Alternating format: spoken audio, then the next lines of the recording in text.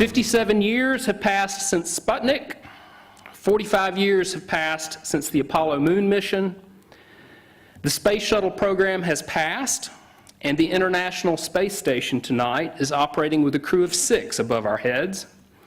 We are, on a daily basis, dependent on those satellites above that are navigating our international internet connectivity and even telling us how to find our way with the GPS system that's buried in your iPhone. Without satellites, without space, we could not do our work. Please welcome Enrico Palermo.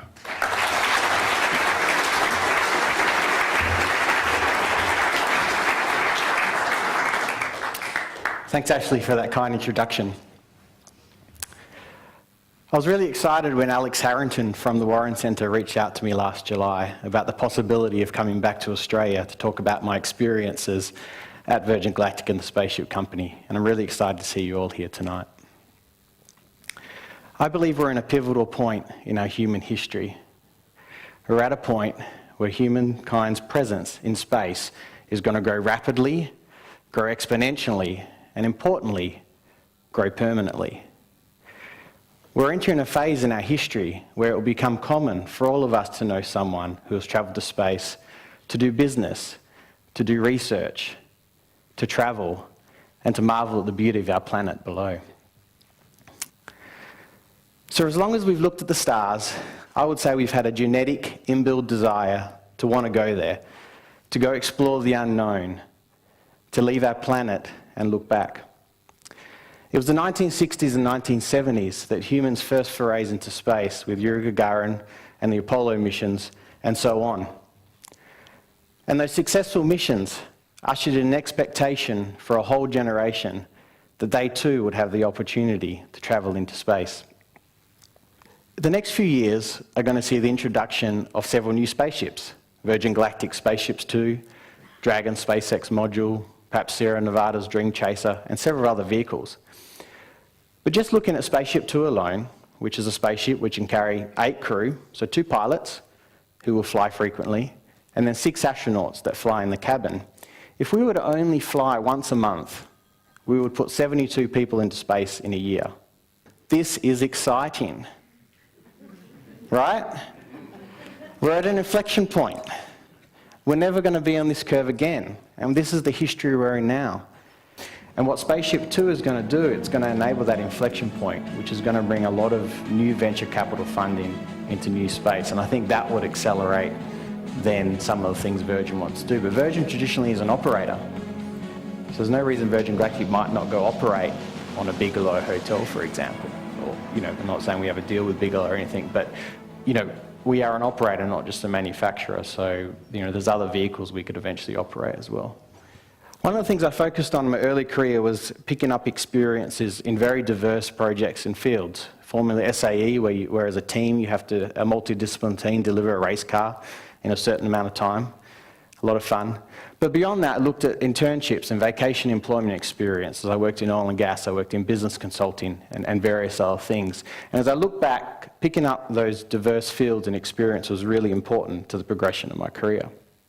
My family knows that I'm someone that when I set my eyes and mind on doing something, I don't really take no for an answer. So once again, I quit my job, a good job, and applied to study at the International Space University. So International Space University is a really remarkable organisation.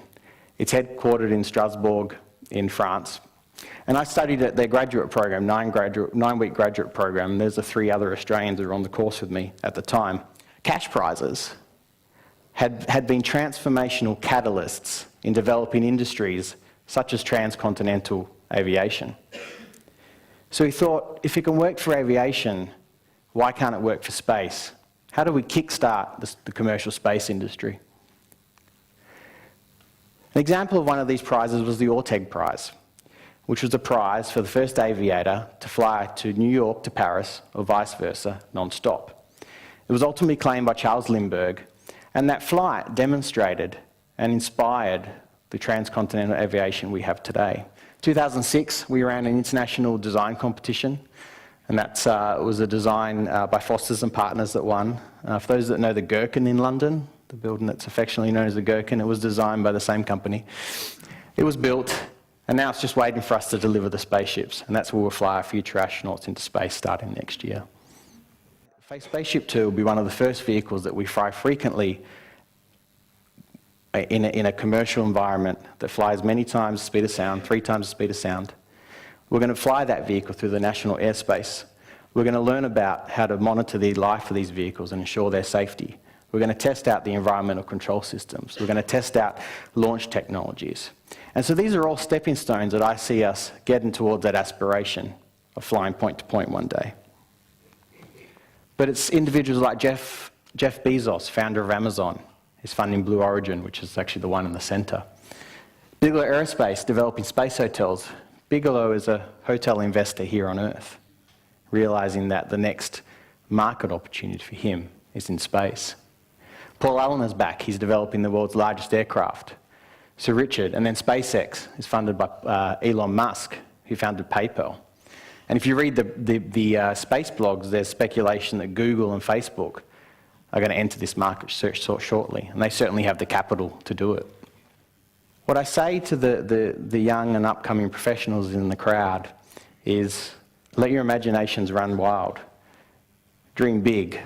You know, take those lateral steps. Twice in my career, I quit very good jobs in pursuit of my ambitions. Now, I'm not advocating all of you quit your jobs tomorrow and fly to London, and you know, you've got to take the right risks. But you need to take risks occasionally. What is Virgin Galactic and other commercial space organisations going to do to assist life on Earth? The opportunity to see the Earth, see that thin electric blue ribbon of light, and really understand how precious and fragile our planet is. And I think the more people we can have, like our future astronauts, see that, I think is going to allow us to internalise and look after our planet. Thank you. So, last round of applause for Enrico, and then let's